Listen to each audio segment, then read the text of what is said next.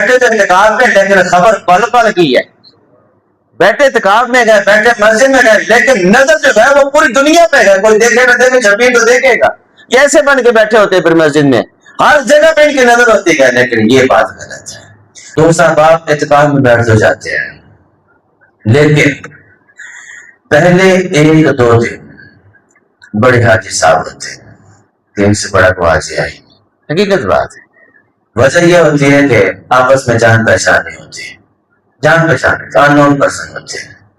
ہر بندہ عبادت میں لگا ہوتا ہے. کوئی قرآن پر لگا ہے، کوئی لگا ہے تلاوت کا لگا ہے، کوئی ذکر کا لگا ہے، کوئی نعت خوانی کا لگا ہے، کوئی تھک گیا تو آرام کا لگا ہے. اپنے اپنے کام میں ہر بندہ مصروف ہوتا ہے. جیسے کہ 2-3 دن گزرتے ہیں نا، آپس میں بات چیت ہوتی ہے. یا تو کہاں سے ہے، میں غوثیہ پاس ہے، تو کہاں سے ہے، میں عثمان ٹاؤن سے، تو کہاں سے ہے، میں بٹم پور سے آیا. بھائی تو کہاں سے ہے؟ میں تو یاد رہتے کہ تیری آس پاس ہوں. واقفت ہو گئی. اب لگانے کے اینکر پرسن، ایک اینکر پرسن ہے، دوسرا لگانے کے وہ سننے والے بیٹھے ہوئے ہیں. اخبار کی باتیں ہو رہی ہوتی ہیں، جنگ کی باتیں ہو رہی تھی، ایران نے یہ کر دیا، اسرائیل پہ یہ ہو گیا، امریکہ پہ یہ ہوگا، فلاں پہ یہ ہو گیا. پھر وہ اعتکاف کا لطف ختم، اعتکاف کی باتیں ختم. پھر مسجد جو ہے وہ اخبار نگار کی لگانے کے وہ شکل دے رہی ہوتی ہے، اینکر پرسنوں کی شکل دے رہی ہوتی ہے. یہاں پہ ایسے پتہ چلتا ہے کہ اخباری رپورٹر بیٹھے ہوئے ہیں. بیٹھے تو اعتکاف میں، لیکن خبر پل پل کی ہے. بیٹھے اعتکاف میں گئے، بیٹھے مسجد میں گئے، لیکن نظر جو ہے وہ پوری دنیا پہ ہے. کوئی دیکھے نہ دیکھے، چھپی تو دیکھے گا. کیسے بن کے بیٹھے ہوتے پھر مسجد میں؟ ہر جگہ پہ ان کی نظر ہوتی ہے. لیکن یہ بات غلط ہے. جس چیز کو ہم حاصل کرنے کے لیے آئے ہیں، جس مقصد کے لیے آئے ہیں، اس مقصد پہ ہمارا فوکس ہونا چاہیے. اس مقصد کو مد نظر رکھنا چاہیے. رب کو راضی کرنا ہے، عبادت میں لطف حاصل کرنا ہے. جس چیز کی کمی ہے میرے اندر، اس کمی کو دور کرنا ہے اور شب قدر کو پانا ہے. اگر اس چیز کو بھول گئے اور آ کر یہاں پر وہی لگانے کے مسجد کے باہر والی باتیں مسجد میں کرنا شروع کر دیں، تو پھر آپ علیہ السلام نے فرمایا کہ مسجد میں جائز بات کرنا بھی گناہوں کو، نیکیوں کو ایسے کہا جاتا ہے، لیکن جیسے آگ سوکھی لکڑی کو کہا جاتی ہے. مسجد میں جائز بات کی بات کر رہا ہوں. جائز بات کرنا بھی ایسے ہے جیسے لگانے کے سوکھی لکڑی کو آگ کھا جاتی ہے. اب ناجائز بات تو پھر بڑی دور کی بات ہے. جائز تو بڑی دور کی بات ہے. جائز بات کرنے پر بھی یہ حکم ہے، تو پھر ناجائز کریں گے تو پھر کیا، کس کتاب کے مرتکب ہوں گے؟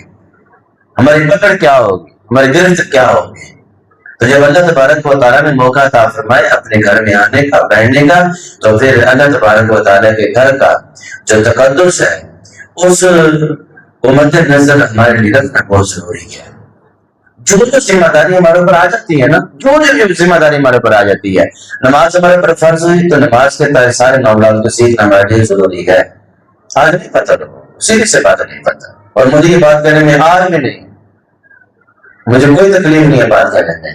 لوگوں کو نماز کے فرائض نہیں آتے، لوگوں کو نماز کی شرائط نہیں آتی، لوگوں کو نماز کے واجبات نہیں آتے، لوگوں کو نماز کے سنن نہیں آتی، لوگوں کو نہیں پتا کیسے کی پہلے سنتے کیسے پڑھنی، لوگوں کو نہیں پتا کہ اپنا سول کی پہلے سنتے کیسے پڑھنی، لوگوں کو نہیں پتا کہ مغروب وقت میں سجدہ کرنا جائز ہے کہ نہیں کرنا جائز، لوگوں کو نہیں پتا کہ نماز کے معاملات کیسے ہیں، اللہ کے حضور خشوع خضوع سے نماز کیسے پڑھی جاتی ہے. اب لوگ کہیں کہ یہ مولوی صاحب کی ذمہ داری ہے، مولوی صاحب ساری باتیں بتائیں، مولوی صاحب کے غیر چھوڑیے بھائی، نہیں ہے اتنا خیر مولوی صاحب کو. مولوی صاحب بھی آپ جیسے ہیں، لیکن یہ ہے کہ آپ کے بس علم کم ہے، مولوی صاحب کے بعد دین کے علم تھوڑا سا زیادہ ہوتا ہے، اتنا سا فرق ہے. لیکن مولوی صاحب بھی اس وقت جواب دیں گے جب ان کو آپ چھیڑیں گے، جب ان سے سوال کریں گے مولوی صاحب بھی تبھی جواب دیں گے. ان کے اندر کوئی سینسر نہیں لگا ہوگا کہ وہ اگلے بندے کو جانچ پڑتال کر کے نہیں یار فلاں بندے یہ کمی ہے، فلاں بندے یہ کمی ہے، انہیں مسئلہ ڈال سکتا جائے، انہیں مسئلہ ڈال سکتا جائے. نہیں، جس بندے پر جو ذمہ داری عائد ہو جاتی ہے اس چیز کی سارے معاملات کو سیکھنا بندے پر فرض ہو جاتا ہے. روزہ رکھنا میرے پر فرض ہے، روزے کے سارے معاملات کو سیکھنا میرے پر ضروری ہے. اعتکاف میں بیٹھنے لگے تو اعتکاف کے سارے معاملات کو سیکھنا میرے لیے ضروری ہے. ہم زکات دینے کے لیے جا رہے گا تو زکات کے سارے معاملات کا ہمیں معلوم ہونا ضروری ہے. فطرہ ہم دے رہے گا تو فطرے کے سارے معاملات کا معلوم ہونا ہمیں ضروری ہے. عمرے پر جا رہے گا تو عمرے کے سارے احکامات ارکان کا معلوم ہونا ضروری ہے. حج پہ جا رہے گا تو سارے ارکان کا معلوم ہونا ضروری ہے. نہیں پتا تو پھر فارمیلٹی ہے، جسٹ آئے اور ہم چلے گئے. جو مقصد تھا وہ مقصد فوت ہو گیا. یہ مقصد تب پورا ہوگا جو کام ہم کر رہے ہیں اس کام کے فیض و برکات ہمیں پتہ ہونے چاہیے. میں ایک مثال دیتا ہوں. ایک بندہ یار امبرائڈری مشین جو ہے اس کو چلانے کا کاریگر ہی نہیں ہے. مجھے نہیں چلانی آتی. میں مثال دیتا ہوں, مجھے امبرائڈری مشین نہیں چلانی آتی. اب کوئی ایک بندہ کہ یار وہ مشین پکڑو اس کو چلانا شروع کر دو, میں کیا کروں گا؟ میں نے متی مارنی ہے اس کی. کیا کرنا میں نے خراب ہی کرنا مشین کو بھی مجھے پتہ ہی نہیں ہے.